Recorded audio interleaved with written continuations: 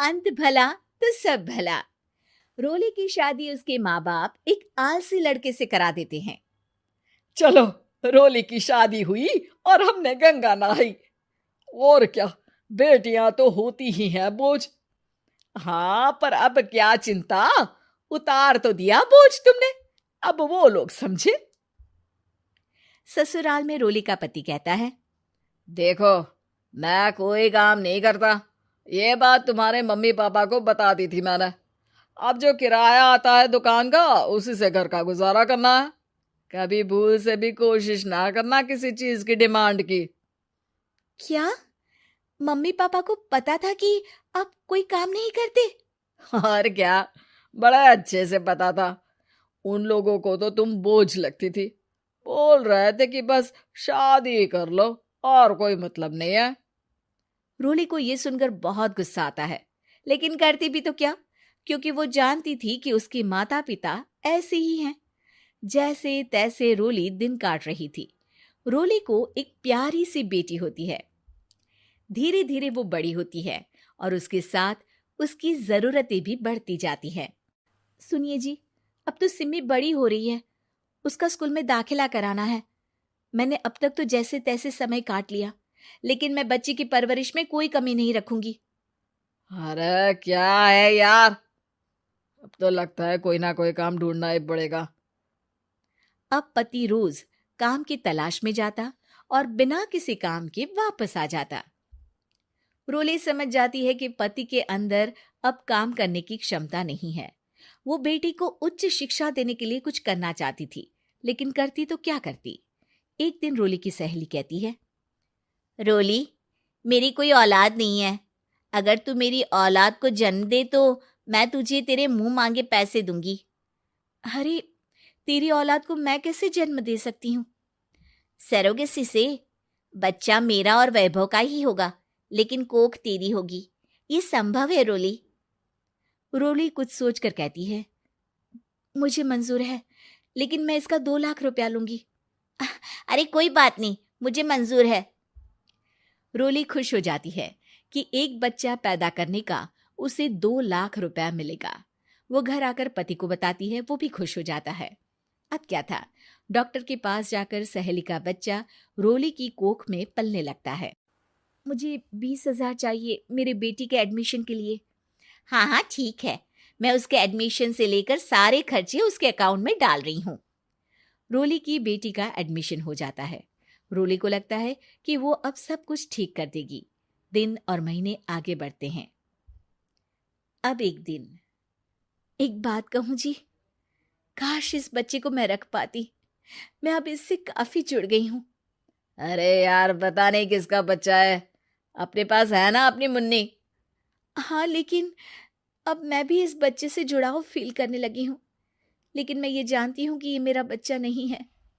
दोनों की जिंदगी ठीक चल रही थी, लेकिन कहते ना कि सुख का पल ज्यादा लंबा नहीं होता।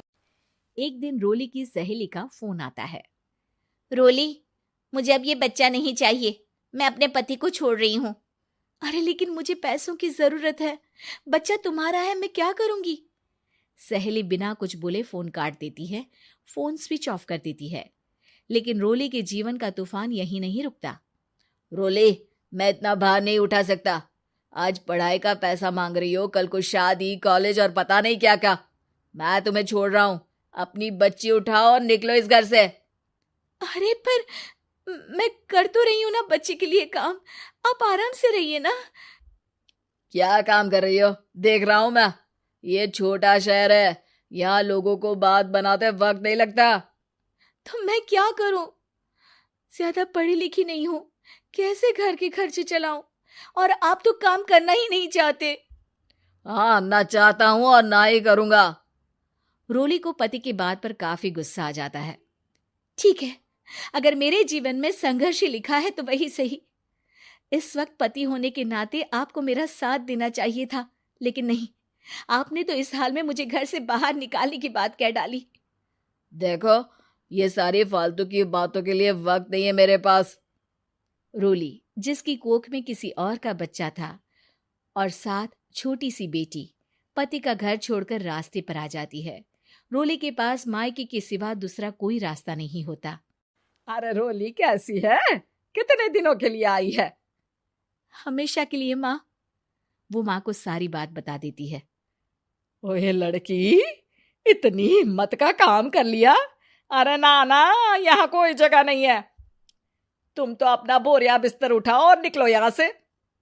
रोली के पास अब मायके का रास्ता भी नहीं बचता।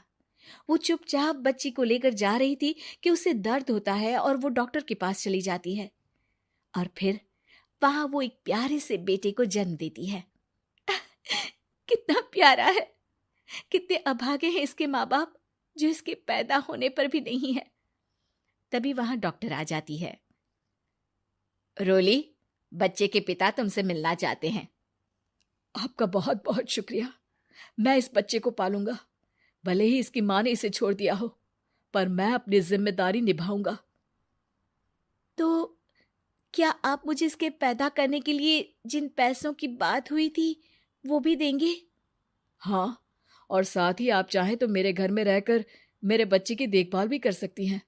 मैं उसके लिए आपको सैलरी दे दिया करूंगा। रोली को लगता है कि जैसे भगवान ने उसके लिए सुकून का रास्ता खोल दिया। वो अब मुकेश के साथ उसके घर चली जाती है, जहां रहकर वो उस बच्चे की देखरेख करती है। अब मुकेश के घर को रोली अच्छे से संभाल लेती है। उसके लिए खाना बनाने से लेकर बच्चों की देखभाल और घर की देखरेख। धीरे धीरे मुकेश को रोली से प्यार हो जाता है। रोली, तुम्हारी बेटी और मेरा बेटा बिल्कुल भाई बहन की तरह साथ रहते हैं। हाँ, आखिर है तो एक ही कोख के बच्चे, अटैचमेंट तो होगा ही ना। रोली, तुमने घर और मुझे दोनों को संभाल लिया। ये तो मेरा काम है। आपने भी तो मुझे छत दी जिससे मैं अपनी बेटी की पढ़ाई और भविष्य के लिए पैसे जोड़ सकूं। अब रोली, क्या तुम मुझसे शादी करोगी? अब मैं जानता हूं तुम्हारी भी शादी कुछ खास अच्छी नहीं रही। रोली को मुकेश की बात ठीक लगती है। वो उसे हाँ बोलने की सोच ही रही होती है कि उसके पहले पति का फोन आ जाता है। रोली, मैं बहुत परेशान हूँ। मेरा एक्सीडेंट हो गया है। मैं चाहता हूँ तुम वापस आ जाओ। रोली को पुराने पति की चिंता होने लगती है। वो सोचती है कि वो क्या कर रही थी। हाँ हाँ ठीक है, मैं आ रही हूँ।